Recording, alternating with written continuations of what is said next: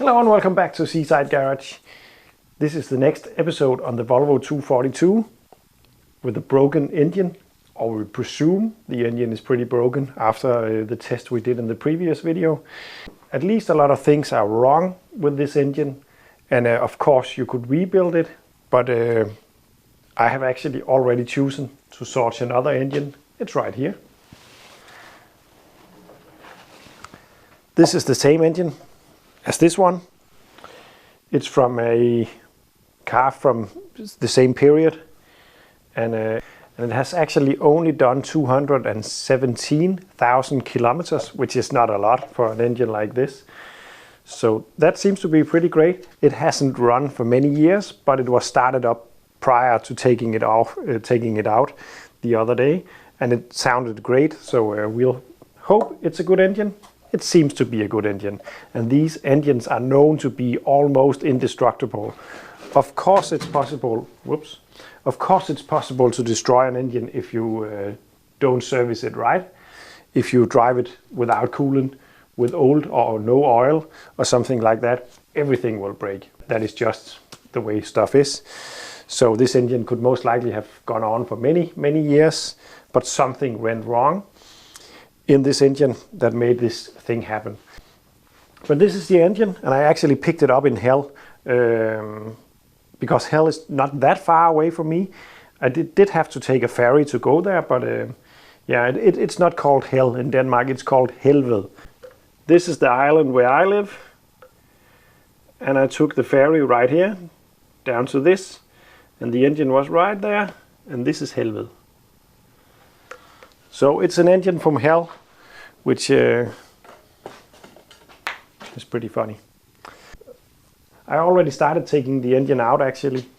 Let me show you where we are at now. A lot of things was already off the engine when I got it, like the timing chain cover and stuff like that. That's not necessary to take the engine out. But what I have done is I have disconnected the exhaust manifold. I've disconnected and removed the cooler, or the radiator of course. I disconnected all the wirings and the fuel line and the reservoir for the engine, and I actually also began underneath the car. Because this car is an automatic, there is some things that you have to be careful about when taking out the engine. That is that the torque converter is bolted onto the flywheel or the flex plate. This needs to be unbolted and pushed back on the splines into the gearbox before removing the engine, because if you do it the other way, you will take the torque converter with the engine out, and that makes it almost impossible to get it back. I think actually impossible to get it on the gearbox again without removing the gearbox and making the gearbox stand up so you can put it right down onto the splines. So doing it this way should make it possible to leave the gearbox inside without removing it, and only removing the engine. But I have removed 2 of the bolts holding the torque converter on. Then I need to pry it all off, and then I'm going to remove the rest of the bolts holding the engine. But let me show you. So here we are under the engine. Right here is a cover plate, a bracket or a cover plate. It's over there. I already removed it to access the flex plate down here. Oops. And as you can see, there was a bolt right here that I have removed. I only need to remove the last one, and I have to turn the engine to access it.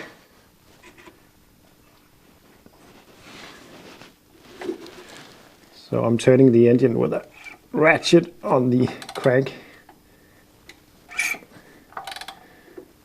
Oops, there we go. And the engine is not turning easily, considered that there is no spark plugs in the engine at the moment, so this is bad. To release this bolt, I will have to lock the engine, because otherwise it will just turn.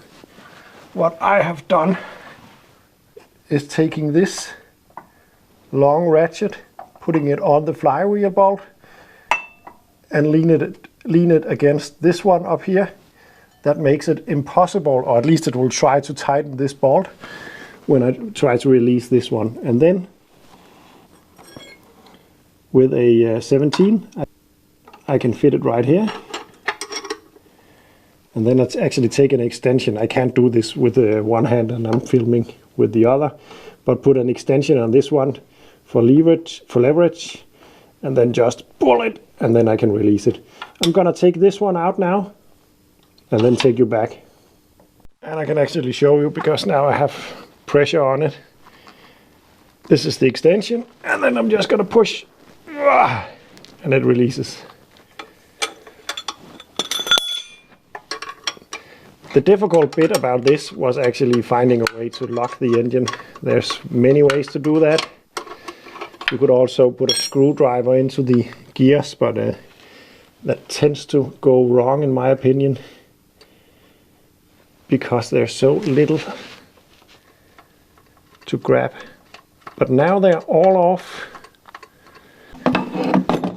With all of these off, I should be able to pry the torque converter from the flex plate and pushing it far back as possible. I do not expect it to be easy to do because it could get stuck to the flex plate. It's actually already loose. There's a flex plate, and then there is the flywheel, and we need to put it back together the same way as we took it out, just for good measure. I don't know if it's necessary on this engine, but on some engines we'll have a positioning sensor somewhere. So next step will be to remove the last remaining bolts.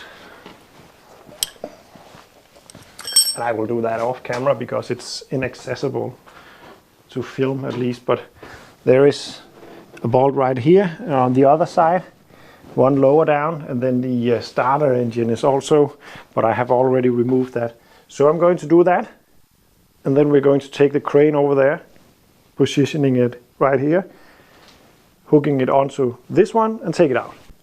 So I have now removed all the bolts for the engine and put the crane on, removed the engine mounts, and I should be ready to pull it out. I have supported the gearbox with a piece of bar, and I will show you that when the engine is out, because it will be a bit easier. But it's ready now, it's already separated. Let's pull it out and put it there and try to open it up and see, just for the fun of it, the damages. Also to see what can be reused from the engine. Just because the engine is bad doesn't mean that everything is bad. And these are getting more and more rare. It's not a rare car right now, but it's a shame to throw out parts for old cars that works. So if they work, I think we are going to keep them. Let's take it out.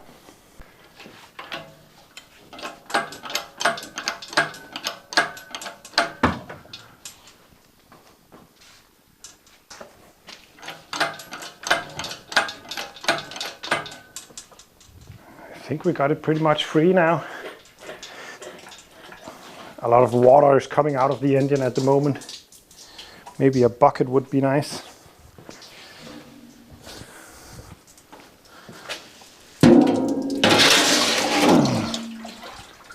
And this is a job that would be nice to have another person helping to control the engine while lifting, but it is possible to do yourself.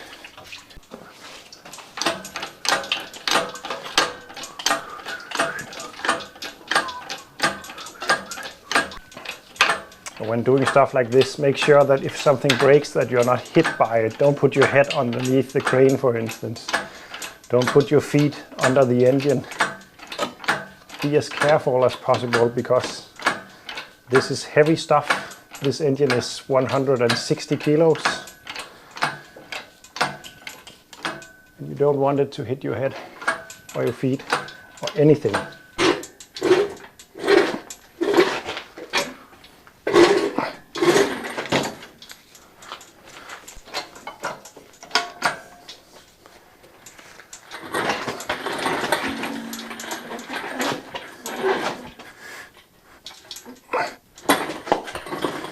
Right there I had to go over a piece of wire for the light. It's not ideal to put stuff in the way like that.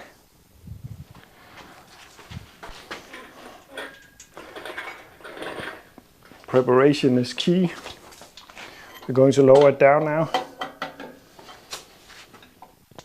Just a little bit.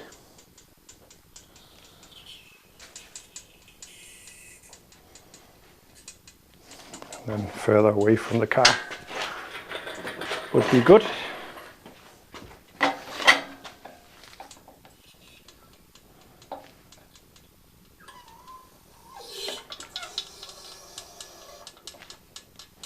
Right there.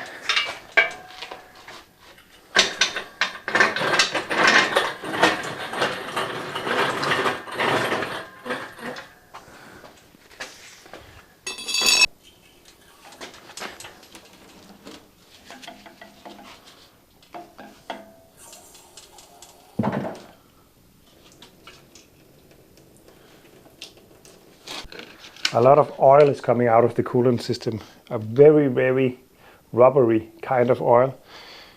So the head gasket has definitely been bad on this car. This is the kind of stuff I pulled from the radiator and the coolant system. That is not going to cool very well. The transmission is resting on a bar right there that I stuck into the mounting points for the swing arms just to support it so it doesn't fall down.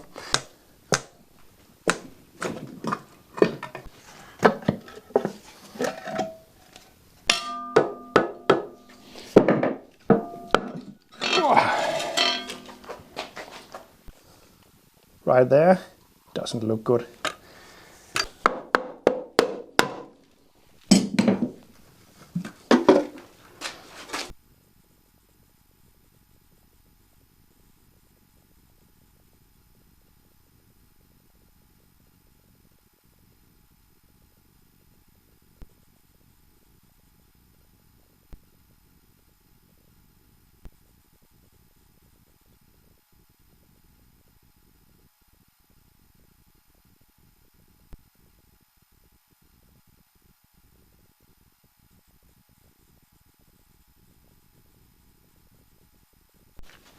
So I removed the flex plate that we need on the other one. I removed the oil pump.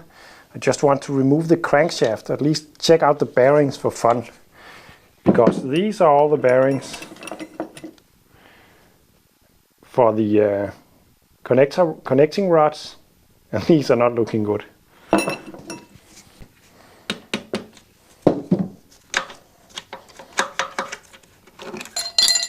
Oops.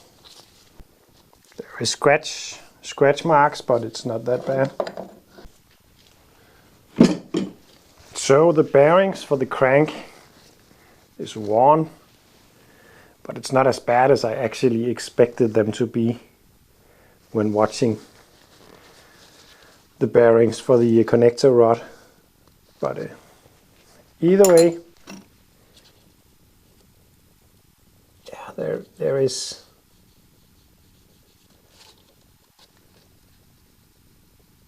is some scoring on this crankshaft that is not all good. But either way, it is possible for sure to restore this engine, and I will consider what will happen with this engine. I don't really know yet. Also, I have to ask the owner of the car what they want to happen with this engine. Maybe it's just going in the trash actually, because it's another project.